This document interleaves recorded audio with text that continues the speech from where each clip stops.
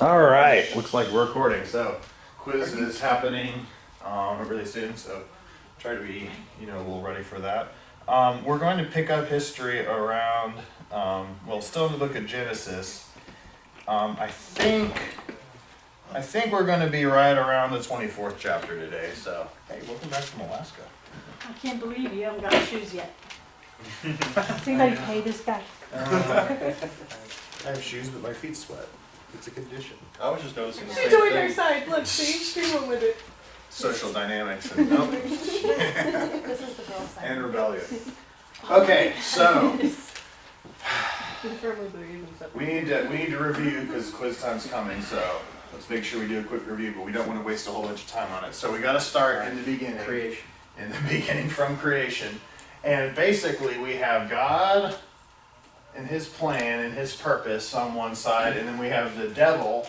Hebrew word is Satan, where we get our word Satan from. Oh, I didn't know that. Yeah, I found that out. I was like, Satan. Oh, Satan. Nice. Easy. Easy. So, we have God and His plan, and we have Satan. Now, the only mistake I made here is putting Satan on the same level as God. I'm doing that on the board. It's not that way in real life, right? What are some of the differences between God and Satan? God created Satan? Satan is a creation. God is creator. So because of that, we know what about God that's not true of Satan. Can be anywhere. God's omnipresent, everywhere at the same time. Satan is a created being, an angel. He can only be one place at one time. So how does he work temptation in the lives of so many people if he can only be in one place at one time? That's his evil seed. He has help, yeah. He has kids, technically. That's what the Bible talks about. He has offspring. Genesis chapter 3, verse 15. And then in the New Testament, Jesus spells it out who Satan's offspring are, right? Yeah, people like the Pharisees. And I believe John also says that too. You're of your father, the devil. Satan's got offspring. It's the people who don't do what God wants, but who side with Satan's work. They are his offspring, essentially. Which is funny, because in a very similar way, the people that decide to live for God are sons of light. Sons of God. So, God and then Satan. However, Satan decides to oppose God. He hates God. And because of that rebellion, bad things are happening to mankind. Now keep in mind, when did the rebellion happen? The rebellion of Satan against God. We don't know. You're right, we don't know. So what are two quick views? Either at the fall or before. Yes, either before the fall, which a lot of people think sometime before mankind was created. That happened, the angels were made. However, it is possible that during the time when Adam and Eve sinned and that temptation happened, that was when the fall was taking place. And that was Satan's first display of rejection, of siding against God. Either way is possible, and the Bible doesn't really spell it out, so, but just throwing that out there. But as a result of Satan's temptation, they disobeyed, and that led to sin for the first time, right? And that's when God uttered the first prophecy, and this is what the whole series is really based off of. I'll put it in the middle this time. Genesis chapter 3, verse 15. Genesis chapter 3, verses 15. This is when God is discussing the punishments that are going to be brought about as a result of their sin. So he says to Adam that you're going to, he talks to Eve first, I think, but he says to Adam, you're going to be working by the sweat of your brow, and you're going to be working so hard. I'm going to cause these thorns and thistles to come up when you're trying to get vegetation. So it's no longer just go out and pick the fruit and eat freely. It's work hard, be restless trying to get all that food. Now for Eve, what does it say happens to her? Well, I will, literally the Hebrew says, I will greatly increase your pain and your labor. In pain you will give birth to children all the days of your life. Now, traditional view is that labor pains really came about as a result of the fall. That women could apparently pop them out and do it successfully with very little pain and how wonderful. But that labor pain was introduced. A lot more suffering was associated with something that should have just been a joyful thing, right? However, another possibility to understand, another view that has been thrown out that is interesting is when he says, I will greatly increase your pain and your labor, which is what the Hebrew literally says. What else could that mean? We discussed this briefly, but I want to remind you of it. It is possible that part of the curse was having a bunch of labor, aka having a bunch of kids. In other words, maybe having kids was always going to be kind of a painful experience, but it wasn't going to happen all that often. But now as a result of the fall, I'm going to greatly ramp that up. I'm going to greatly increase that pain and that labor. Part of the suffering is you having a lot of kids and you having to go through the labor process numerous amount of time. Interesting thought. I'd never heard that before, so just throwing that out there. That's what fall believes, I think. So, I but have a new regardless, theory. you what? New theory? Just popped into my head. Oh, this is good. Let's hear it. But I was thinking, well, what if, if it's raising children in a fallen world is painful because of what your kids have to go through, and you see it coming. And if we were raising our children in an innocent world, that'd be so much fun. Yeah, So well, that's true. what if the pain is because he knows it's a fallen world? It's going to be a lot more work. That's Oh, interesting. they're gonna be a pain. Yeah. Or with Satan's temptation too, because moms Yeah. always worry about their kids and Yes. their Yeah. temptations from elsewhere. So that Well, everyone works. And then if you're a dad, that means you've been brought up as a man and you know what men are like. And I've got daughters, so now I'm even more freaked out because I know what men are like. You know? So that's the examples of the fallen world. So Just a thought. that's an interesting thought. I like that. But that's the side note. That's what God pronounces in Genesis 3:15, or leading up to that point. But in Genesis 3:15, he utters the first great prophecy of Jesus in the Bible. And if you're not there, help me remember what it roughly says. God speaking to both the man and the woman, but specifically about the woman Eve, he says, let's see, he says, I will put enmity between the serpent and the woman, right? So I will put enmity between you, the serpent, he's talking to the serpent, and the woman, between your offspring and hers. Who's her? Eve. Enmity. There's a battle, hostility, right? They don't get along. He is talking about an offspring of this woman. He, it's going to be a man, will crush your head. Serpent, the devil, Satan. But you will crush his heel, right?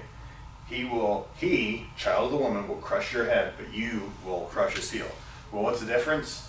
You crush your head, you're dead. Crush your heel, ow. It hurts. You squeal. I like that. I like that. Right? So remember, Cart, you crush your head, you're dead. Crush your heel, you squeal. Does that sound right to you? Yes, King. All right. So that was the first great prophecy. Who heard that prophecy? Satan. Satan heard it. Yeah. The devil heard that prophecy, and he realized, I'm going to be crushed. He's talking about my head. We've heard of there's a bounty on your head. Well, in Satan's case, there was a crushing on his head. He was going to die. And he knew that. And so, as a result, he kind of hones in and he says to himself, I need to watch out for whoever the offspring of this woman, Eve, whoever they are, because God says he is going to crush my head. That's in Genesis 3:15. And then she gives birth to a son by the name of Cain, which one of the derivatives of the word Cain means what? To hammer out, to flatten, to crush. Isn't that interesting? She gives birth to a crusher. Why would she name him that? Well, we know why, don't we? Because she thought, hey, God said one of my offspring is going to crush Satan's head, the serpent's head, and this is my first offspring. I think he's going to be the crusher. Now, what is Satan thinking at that moment? She gives birth to a son, and he is crusher? No way. So he knows I'm going to have to go corrupt crusher, for sure. I'm going to have to go after him. And so what does he do? He successfully manipulates Cain's attitude to be so hateful, rebellious, that he doesn't offer the right kind of sacrifice. He probably knew what kind of sacrifice he should have offered, but he doesn't. And he's jealous of his other brother, Abel, which, what does Abel mean again? His name Useless. Why is his name useless? Because he's not the crusher. Because we've already got Crusher. Why do you need useless, right? What an awful mom. You're an extra son. Hey, they were very literal with their names though, so that is helpful. You Not if talk you're about name, having a name. cool. Very, Should talk Yeah. about Hosea and his kids. yeah, exactly. Yeah. Well, God had commanded that ahead of time, but still, you're right. So, he is told that God tells him that, hey, God looks with favor on Abel's sacrifice, but not on Cain's, and Cain is furious about that. And God sees him in his fit of rage, and he says, hey, why are you so angry?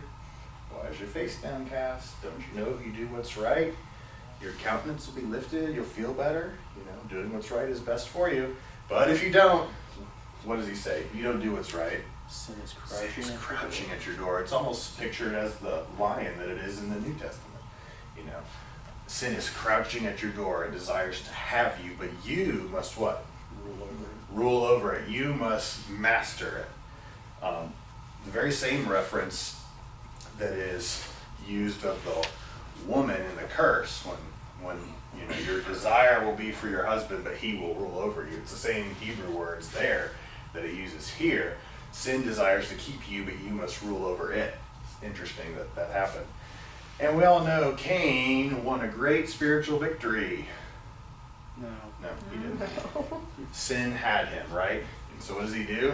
Cain kills Abel, makes him really useless because he's dead. No. And this happened after church, essentially, because He it was crushed right after. everyone. Yeah, the crusher did crush somebody's head with a rock, but it wasn't the devil. So what had Satan effectively accomplished? Well, he had accomplished the fact that Cain is now wicked, and people are going to want to kill him anyway for the rest of his life. And Abel is dead. So he had won a victory there. But then they give birth to the third son, Seth. Seth means what? Replacement or substitute, yes. He was there, and he was the godly guy who replaced Abel. And so Satan knew, I got to go after his offspring. I got to go after Seth and the Sethites and everyone who's involved with Seth, because they are now a godly offspring, and so they could be qualified to crush my head. And he effectively does that. He very effectively does that.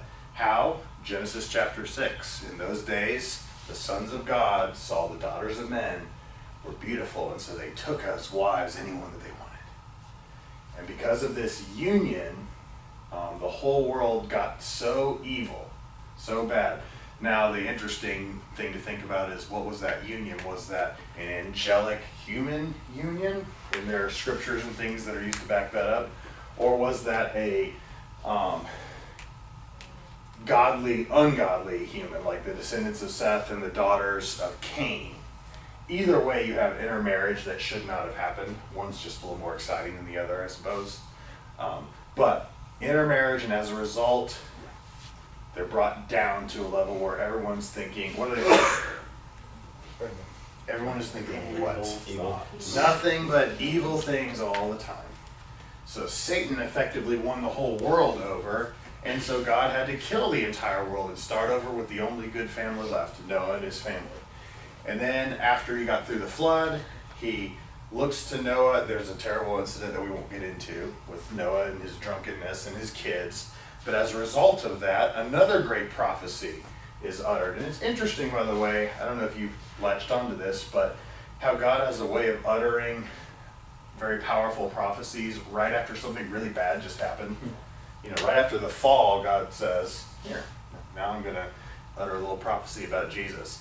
Right after, the only good family left on earth just commits the worst sin they've ever committed, God utters through Noah a great prophecy of what's going to happen in the future. And what does he say? I'm going to greatly enlarge the tents of Shem. Well, who is Shem? Well, he's the one that's greatly enlarged. He's probably the oldest of the three kids, and he gets the biggest blessing there. And Satan's not stupid. He sees that. And so he probably knows very well, I need to go after Shem, because whoever this crusher is, he's probably coming through Shem's line. And so he goes after the descendants of Shem until God, and that's the whole Tower of Babel incident, right, where they rebel against God, and there's that. Then God decides to narrow it down. And he points to one person, and this would be Genesis chapter 12, and then it continues 13, 14, 15. Who does he point to? Abraham. He points to an old man named Abram, and he says, Abram, I want you to leave your household, leave your father, your family behind, and go to the place that I will show you. And I'm going to bless you. I'll make you a great nation. Bless those who bless you, curse those who curse you. And Satan knows at that point, it's Abraham.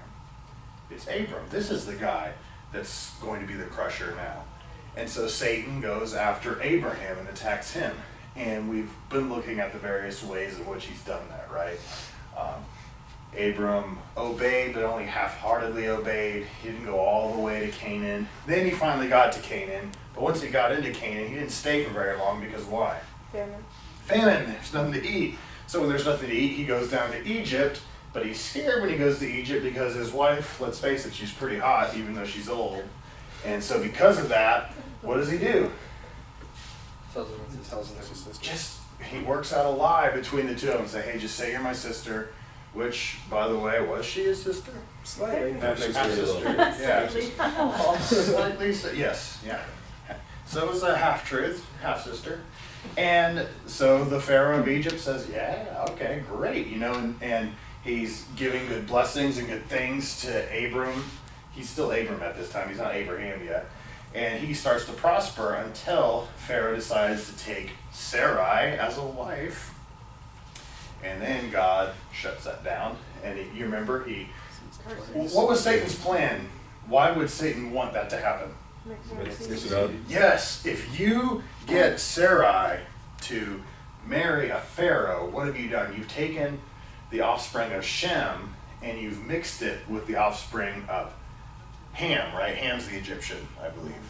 I'm pretty sure it's Ham. So you take the Hamites and the Shemites and you cross them, and pretty soon the line is not going to be pure anymore, and it won't be a specific one. So that's what Satan's trying to do, and that's why these things are probably focused on in Scripture so much. Satan is trying to mess up the family genealogy so that there will be no crusher born to crush his head. And he almost succeeded, except God miraculously stepped in and said, great curses to them. Nope, you're not doing this. And by the way, was this the only time that happened to Abraham? No. Later on we read he did the exact same thing again. And wasn't it Abimelech this time? Mm-hmm. The guy named Abimelech. He thought, man, you know what? We need trouble here, but that lie worked last time, so hey, say you're my sister. And she does. And this time he takes her as a wife. And this time, instead of just inflicting diseases like he did the last time, I believe it was, God, first of all, comes to Abimelech in a dream and freaks him out, scares him to death. And then he says, God, I didn't know. I had no idea she was a married woman. And what was God's response to that? You remember roughly what his response was? God basically said, I know you didn't realize. You did this with a good conscience. That's why I've kept you from sinning against me. So God stepped in and saved the guy before he made a terrible mistake. But we also find out from that, there again, something bad happens. Abram was going to be mixed. Potentially the seed would have been mixed and he would have been lost. But he gets out of that situation with more stuff than he had before, a blessing. And by the way, that's what Satan was trying to do. However, what did God do to stop it? Well, at the end of that passage you read, God had closed every womb in that entire region. It shut them up. Makes you wonder what that means. Is that a literal shutting up? Because that seems freaky and painful. Or was it just couldn't give birth? Because that's probably all the expression meant or whatever. But it makes you wonder, what about people who were already ready to pop and they couldn't? Thinking they couldn't conceive. Yes. So. Oh, okay, fine. Yeah. Well, you have a much less exciting view, but I guess you're probably right. Sometimes the I Bible's... hope so. Yeah. We all hope so, right? But that's what Scripture says. He closed all the wombs, so yeah, you're probably right. No conception. There was no having kids. And why is that? Just because God hates babies? No, it's not because God hates babies. It's because Satan is trying to mix the offspring. He wants to get rid of this crusher so that his head will not be crushed. Isn't it funny? Every time you see this battle back and forth, you can look at it and you trace it right back up to this one little prophecy in Genesis chapter 3:15. right after the fall. Satan, over and over again, is trying to get rid of the bounty on his head, the weight on his head. We'll just call it that because it's fun to say. And over again, not only is God doing his work, but the people of the Old Testament, many of them, especially in the early days, were trying to be the one that had the son that would crush Satan's head. That's probably why Cain was named Cain in the first place. Mm-hmm. They wanted him to be the crusher. And every righteous woman after that, more than likely, also hoped that they would be the one to father this Messiah, this crusher, this one that would crush the head of the serpent. So it's interesting that that was thought of back then.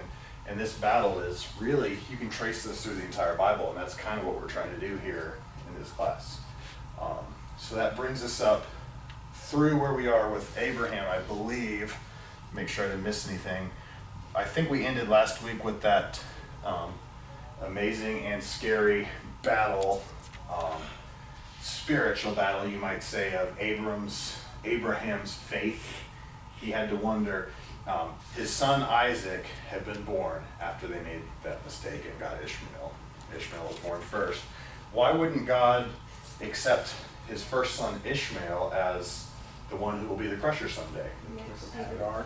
It came from a descendant of Ham, an Egyptian. So that is not what God said would be. God said, no, from you, Sarai will give birth to a son.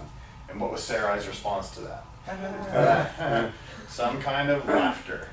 And guess what? A year later, she has a son. And he's named Isaac, and that means laughter. Laughter. God has, and it's interesting. It makes you wonder the play on words.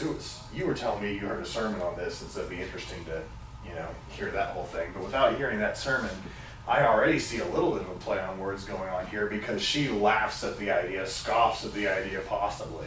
How could this happen? I'm way too old. And then later on, she names her son Laughter. Not only does it allude to that, but it also alludes to the fact that, wow, I get to have this great privilege in my old age. Nobody gets that. So laughter in a good way. It was doubtful, now it's positive. That's, in my view, I think that's what's going on, but it still is pretty cool. So, God tells Abraham, you need to sacrifice that kid to me. Go to this mountain, which I think we discussed last week, but pretty sure this is most likely Mount Moriah, same mountain where Jesus will later on be sacrificed. At least the traditional view says that. But on this mountain, many, many years earlier, God said to Abraham, take your son, your only son whom you love, and kill him as a sacrifice to me. And when Isaac is traveling up the mountain with his dad, he said, hey, Father, he's carrying the wood, so he's a strong kid. He's probably not a weakling or whatever. Abraham's over 100 years old. He's older. He said, Father, I see the wood and we've got what we need, but where's the lamb for the sacrifice? And what did Abraham say to that? God will provide. Yeah, and my understanding is he actually says God himself will provide a lamb for the sacrifice. And isn't that interesting? Possibly in the exact same geographical location many years later, God himself, Jesus, God himself provided the lamb for the sacrifice, the ultimate one that takes away sins. Interesting allusion in the Old Testament, right, that pushes all the way to the New Testament of what God did. So that's that amazing test of faith. And by the way, Hebrews 11 tells us what was Abraham thinking this time? Was he actually going to kill his son? Yeah. Why was he going to do that? God said so, but why did he accept what God said? Because God also had told him that it's through Isaac that your offspring will be reckoned. So how did he put two and two together in his mind? Kill the son that's supposed to live to produce my offspring? He reasoned that he could raise people from the dead. Yeah. He reasoned God can raise people from the dead. Apparently that's what he's going to have to do because I have to obey him. Hopefully you finally got the idea. Yeah. Well, and Hebrews says, figuratively speaking, that's exactly what happened. He was rescued from death. So pretty amazing. It makes you wonder. That example is definitely brought out for us as well, because can you trust God when it makes no sense? It makes no sense to you whatsoever. Well, God is still God, and he can work things out that you cannot work out in your brain. So you still have to trust him. Pretty amazing. All right, and in Genesis chapter 24, we have Isaac. It's about time for him to get married. And by the way, he's 40 years old before he gets married. He waits a long time. He's crazy, actually. I don't know how anyone does that, but he did. At age 40 is when he finally ends up getting married. But leading up to that point, Abraham decides, you know what, my son Isaac needs to get married. He needs to get a wife, but he doesn't need to get one from the people around here, these Canaanites, these sinful people. We need to go home to my relatives so he can find a wife. And so you remember what he does. He commissions his servant. He says, servant, come here. And he has him take an oath. I won't go into the details of that. Ask me about that later. Has him take this oath that you will find a wife for my son Isaac. This must be a pretty brave servant, yeah? It says, put your hand under my thigh. What does that mean? Oh, yeah. That's what he was trying to hop over. Sorry. All right, well, that was a custom at that day for taking oaths. That was, and specific. All right, what a lot of people think is actually going on here is the term thigh actually is also translated loins, reference to that entire area there. And so what was probably associated in this oath was, put your hand where men produce seed and take an oath. You asked, and I'm telling you, this oath is that serious. Swear to me. Now, let's be honest. If you were told to take an oath like that, I think you would take it quite seriously too, wouldn't you? In a very somber, scary sort of way. You'd be like, yes, Dad, I will definitely do what you say. So, anyway, that was the custom of the day at that particular time for a very serious oath, and this was a very serious oath that he took. So, There was something very similar practiced among some of the native tribes that Steve Saint was talking, where he lived. Really? They were known for lying and murder and all kinds of trickery amongst each other, but if your parent or in-law forced you or tricked you somehow into touching that area, you had to do whatever they said. That was just... And that was just understood. That was the you did one not rule lie on that particular oath. Wow. Interesting. Well, I don't want this trail to go down any further. You guys, he commissioned his servant to find a wife, and I think in addition to the fact that, brave servant, he took the oath in the first place. Now we know what was involved in that. In addition to that, he was trusted to go find. I mean, let's be honest. Who would you say? Who would your parents say? Oh yeah, I trust you. Go over to someplace and find someone I've never met, and that'll be the one my kid marries. That takes quite a bit of trust. So, and this servant was a good servant. He took his job very seriously. Obviously, he took it very seriously. And so that's what I believe we read about in Genesis, the 24th chapter. Are you kind of there? Can you peruse through that and see? I don't have my Bible open right now, but is that what it's talking about? Yeah. Now, I think it's important to point out here, and you guys probably already know this, but just to make sure we're connecting. A lot of people wonder, what we talked about it with Abraham in particular, and you put two and two together when you start thinking of Adam and Eve and stuff.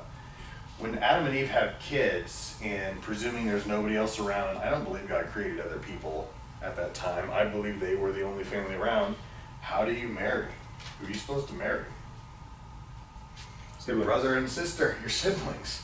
That's the way it's supposed to be. Now, isn't that kind of discouraged? Yeah, that's kind of discouraged in our day, and I think there are good reasons for it. But at that particular time, especially in the beginning, I'm pretty sure you didn't have the genetic problems that we have today. I'm sure the line was different. Well, if they're living over 900 years, I'm going to guess their physique was a little bit better than ours is. Yeah. Well, wasn't incest only forbidden when the law was given? Well, I'm glad you brought that up, because I think you're right as far as there is no direct command until the law is given. And you're right, there is a direct command as far as incest goes. And it depends on how you look at it, but either way, yeah, it would forbid incest. But even after that command, they still practiced close marriages. They would marry cousins, you know, and before the law was given, you're right, you got Abraham who married his half-sister, you know. Why was God okay with this? And then later on he gave the law that was more specific. Well, even after he gave the law, though, they still married within their tribe. They still married close, their kin.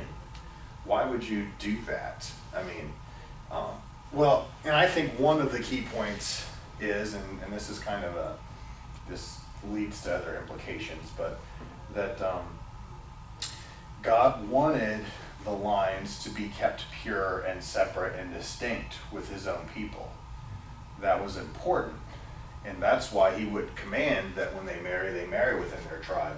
Because if you think about it, if you have 12 tribes and everyone starts marrying everyone else from every other tribe, how are you going to keep track of who is of this tribe and of this tribe and of this tribe and of that tribe? You know what I'm saying? And you go even further, why was God so upset about intermarriage? And by that we mean interfaith marriage, when they married foreign women of other lands and took on their practices and stuff. Well, usually it was because sin was brought into that. But the other issue is that you've got, once you start doing that, all of a sudden the offspring are not specific anymore. They're mixed from various places. And how are you supposed to keep a prophecy that says an offspring specifically of this person, you know, or of this line, later on he narrows it, of the line of Abraham? How is he supposed to keep that specifically if we start mixing the lines, you know, over time, which is exactly what happens. And then you got to think, like, how many thousand years removed are we today? And there are a lot of people today that are claiming to be Jewish. But as far as race goes, as far as actual descent, no, definitely not pure, that's for sure. You can be sure about that, because time does away with that sort of thing, right? I mean, eventually that's what it does.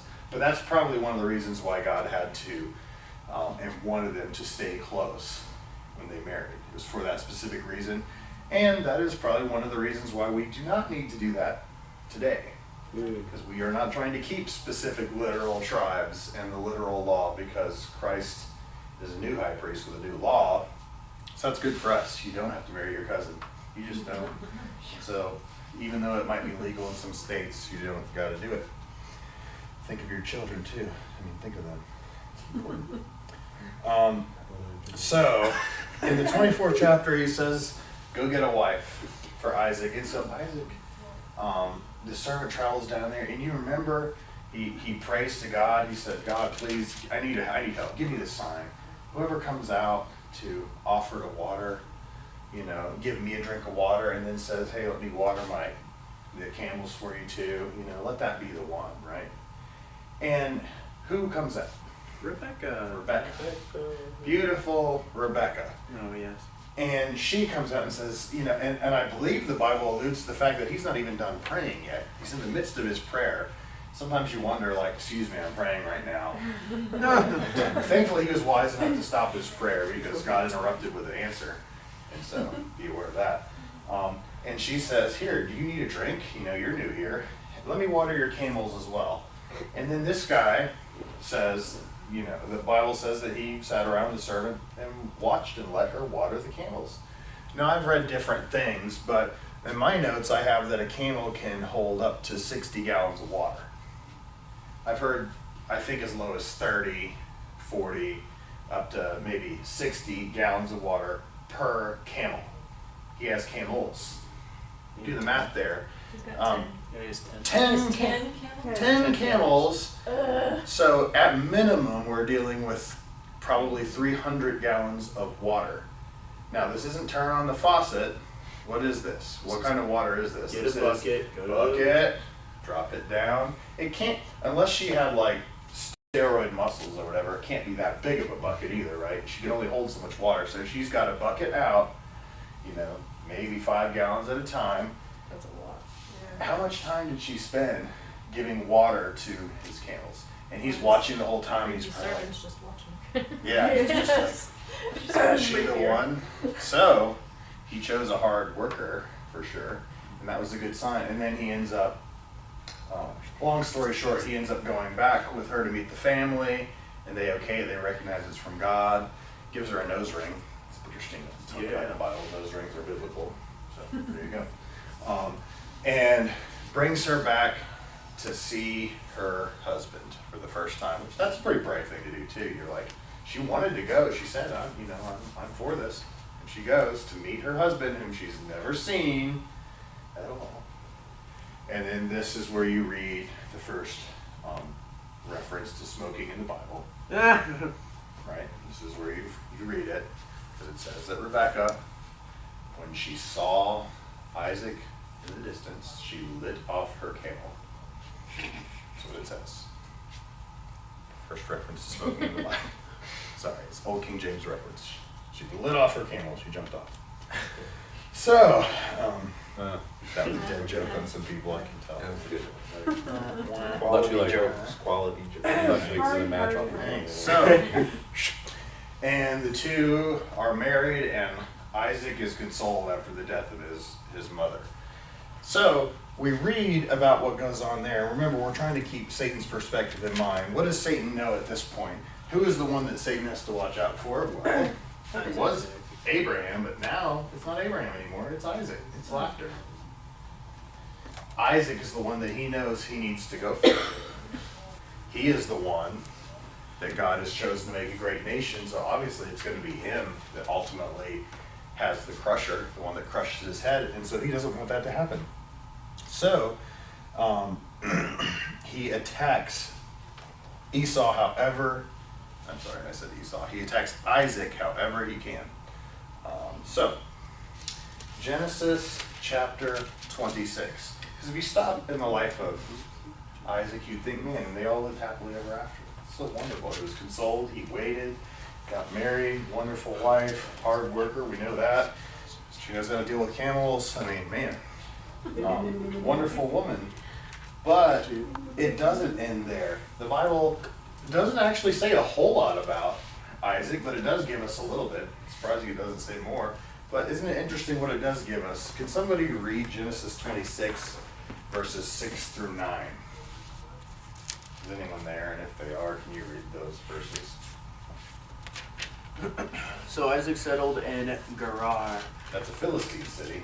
Yeah, keep going. When the men of the place asked him about his wife, he said, "She is my sister." For he feared to say, "My wife," thinking, lest the men of the place should kill me because of Rebekah, because she was attractive in appearance. When he had been there a long time, Abimelech, king of the Philistines, looked out of a window and saw Isaac laughing with Rebekah, his wife. So Abimelech called Isaac and said, "Behold, she is your wife. How then could you say, 'She is my sister'?" Isaac said to him, "Because I thought, lest I die because of her." You said 9, right? Yeah, that's fine. That's fine. I think you guys get the idea. So Satan, Like father, like father, like son, he put it in Isaac's mind. You know, I say, well, this worked for Dad 2 different times. I guess I could do the same thing, and he says the same lie that his father did. Gotta be careful. To the same kids guy? pick up on. Now, this is what's interesting. Abimelech is a title. Abimelech, my father is king, so it's probably a kingly title. So it may be an offspring of that person or somebody else who's royal. But I'm glad you caught that because I needed to say that. Because you could be like, this Abimelech is insanely old. Wow. But, no, Abimelech, yeah. He loves It's all guys' sisters. kinds. He liked older ladies, then he liked younger ones. So anyway, yeah, that's a title for the guy who's king of that region. And I believe it's if you keep reading there. So obviously, Satan's strategy, mix the seed again, so we can't get a crusher coming out of this. Then we also read in the story in the life of Isaac that he had fights. His herdsmen had fights with other herdsmen in the region over wells. And you remember those stories in there? It said they would dig a well and say, "Oh, we finally have water." And then the other herdsman would come in later on and say, "That's our well. That's ours. We stole it." And so he didn't want to fight, so he would slip away, and they would find another place with water. That takes a long time to dig a well. That's a pretty big hole. They dig another well, and then the herdsman would come by again and say, that well is ours.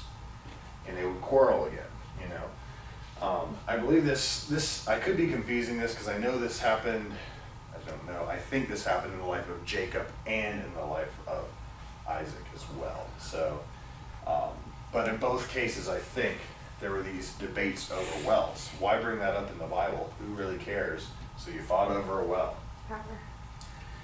Power, and specifically, who's behind all this? I'm just going to put fights over here because Satan wants something to happen here with these little arguments over wells. You know what?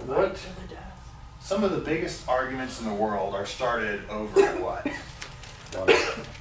Well, my point is, if you think of the last person that you had a big blow up with, and you think about how it started, a lot of times, wasn't it pretty small, relatively?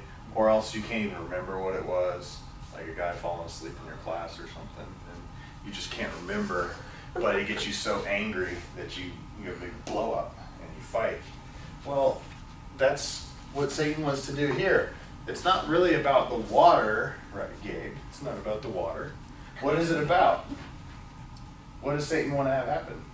He possibly wants him to die. He wants him to die. He wants him to get in a fight. So the reason this stuff about the water is written, about the quarreling over wells, is because Satan is trying to incite people to attack Isaac so that he would be killed. And you would not have a crusher come out of the situation. Does that make sense? So over and over again, Satan's attacking. So he's attacking Abraham. Now he's attacking Isaac. Yeah. Just for the sake of clarification, Okay. why hasn't Satan just gone and killed one of these people? Which one? Not any of them. Why is he chilling in the background and not just going and killing them? I'm playing devil's advocate. Oh, Literally. I'd like to hear your answer. Literally. Well, I don't know, obviously, so I'd have to guess. What does anyone else have a guess here? He couldn't kill Job. That's Why what I was did- just gonna say. He couldn't kill Job. Why couldn't he kill Job? God told him not to. God put a limit. Yeah. So it's reasonable to assume that God put a limit on him. But it makes you wonder, did God put an actual limit? Or maybe did he try to kill them and then behind the scenes we never knew this was going on, but God's blocking every attack that he does and it's not working. So he's trying to be more discreet and sneak in. I don't know. I could just see somebody asking the question, why is he doing all this mixing the seeds nonsense where he could just go down there and stab him with his little pitchfork? Can he become a The youth group. person? That's it. I've had this Can he question be like asked God? before. Right. Oh. Can he become, embody a person like God can? Yeah. I mean, because we look at it as creator and creation.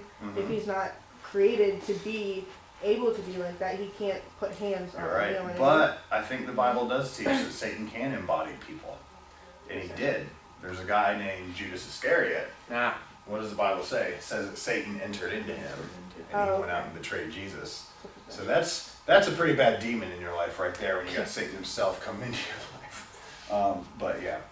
So, but I don't know. The Bible just doesn't say, so it would be speculation, I guess, as to what level of, but I'm glad you're asking these questions in the first place because I think they're the very questions you need to be asking because the Bible is painting, that's why this series is called The Eternal Struggle. It's a battle back and forth, a battle of the ages going on, and for whatever reason, Satan opts not for, sometimes he does though.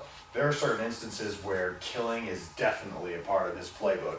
But you're right, once it gets down to one person, almost every time he's never able to kill when there's only one left. Yeah. I can only think of one time where he successfully kills when there was one person left who was going to fulfill the prophecy when he sees it coming. We'll get to that later, obviously, but One of the ways that I've heard it illustrated in the past is obviously there's limits on anything that's creation, and since he's a created being, he has a limit on him. And the way that it was illustrated is like the dog that is chained up and it has the spike in the ground, but this is its radius. It can go this far. It can bark at you. It can yell at you, but until you come in there, it can't really hurt you in that way.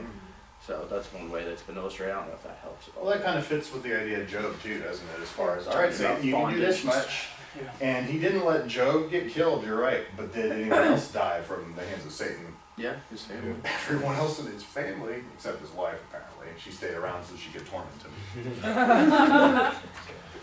Interesting. Satan let her live. So, yeah. So next we have to go to the sons. Isaac has 2 sons. What were the names of the sons? This gets confusing. I know we got. So there's Abraham, Isaac, and then it's easy to remember Jacob when you think in that order. Abraham, Isaac, Jacob. But Jacob wasn't the oldest. Who was the oldest son? Esau. What does it say? What do we know about Esau? He's He was a hairy. very He's hairy hairy, man. A hairy dude. And he was red, most likely. Red and hairy is what this guy was. Ginger. It's weird, right? Yeah, that's what the word. That's what the word seems to allude to, is that he was a very red and hairy man. And so hairy, in fact, later on. Well, we'll get to that. So when Esau is born, then later on Jacob, what does it say about Jacob? When Jacob pops out, he's grasping the heel, holding on to the heel of his brother Esau. So even though they would almost be like twins, basically, Esau is the oldest, right? And Jacob's the youngest, but he's grasping the heel. Now, isn't that interesting that that has a very bad bad connotation to it. The idea of a heel grasper back then was basically someone who is deceptive and shady, manipulative. You could just call him a cheater. That's what the name Jacob actually means. Literally, it's the one who grasps the heel, the idea of tripping you up or causing you problems. So he's named a cheater. That's what he's named. He's named the one who deceives or cheats people, who swindles. What a start, you know. What a start. But that's what his name was given. And that makes me wonder if did that originate back here at Genesis 3:15? Because of, you know, somebody's, well, who's going to crush the heel back then? Well, that was Satan. And so, you know, sly, manipulative people are like that. Makes you wonder. Yeah. They wouldn't have had an actual written copy of that, would they? They would have to have had it orally told them after all these generations to even remember that. You're right, but I don't. My guess is if I need to answer 2 ways, because one, I don't know if they would have had a written copy or not, because I've heard evidence of language is actually really far back in a few cases. But since I don't know, I have to set that aside. But orally, I bet you they would have known. And even if they didn't know, it still could have originated from there. But I honestly think they would have known. At some point, Noah would have had to tell his sons about that story. So And he was a preacher of righteousness, so I'm pretty sure he had no problem talking about, you know, what happened. I could be wrong, but one of the things that, you know, a lot of times we think of the telephone game and we think, you know, man, if you don't have writing, which some people think they didn't for a long time, you know, and if they didn't, well, how are you supposed to transmit any messages accurately at all? Well, you do it orally, you know, you just tell it. Well, that wouldn't work, right? But you need to stop and think. In today's world, it'd be tough, sure, and many years ago it'd be tough. But if you go back to a time when, hypothetically, nobody's writing anything, there are no books, the only form of education or attention or whatever, entertainment, all has to do with spoken word, you probably learn to pay attention a little bit better and to retain things, you know. And when one person says something significant to a whole group of people, that entire group of people probably got nothing better to do but to talk about it, you know. And they probably, I think this is actually evidenced pretty well throughout history, at least with the Jews for sure. The oral law was passed down with pretty remarkable accuracy, you know, even though a lot of it wasn't written, it was spoken throughout the generations, and then they would get uprooted from the land and stuff. But it was passed down in a lot of cases very well. So that's why I think they would be aware of this. They had writing though back then, right? Because cuneiform and Egyptian hieroglyphics and things like that was Yeah. at the time. You see, in my mind, I confuse the dates as far as when writing popped into being, because I know there's some evidence for very early writing, but I think with Ur and But there's also Babylon, some in, I thought there was also some in the region of Canaan too, but it escapes me right now as to what they found, so. Good question. And I feel like that's what you guys are all in the habit of doing, just asking things that I don't know, so that on camera. look like an idiot. Thank you, Jay. I can ask you something you do know. No. We'll Um, work on that for next week. like Make a list. before he goes to Abimelech, What is that?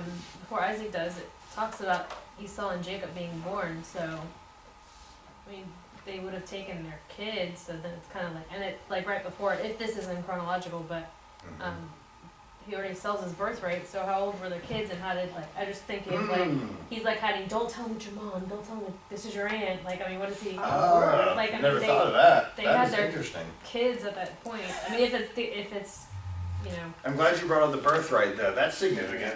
Esau is the oldest. Jacob is the cheater. But the Bible says that basically that Esau despised his birthright. And you remember the story, right? What Esau was an outdoors guy, really appealed to his father, old manly man, and then Jacob stayed at home with his mom and cooked. He was the mom's boy of the family.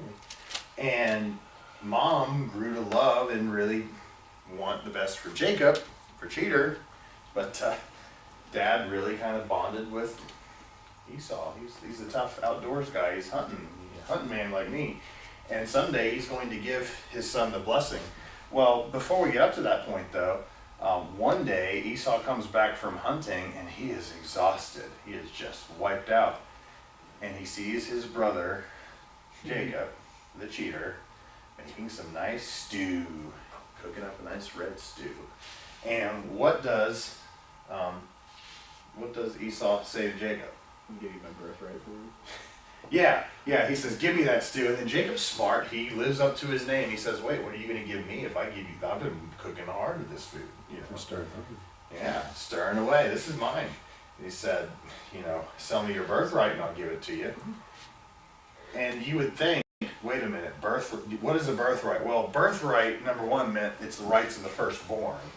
That meant whatever rights or privileges were bestowed on the firstborn. Usually that meant you get a double inheritance.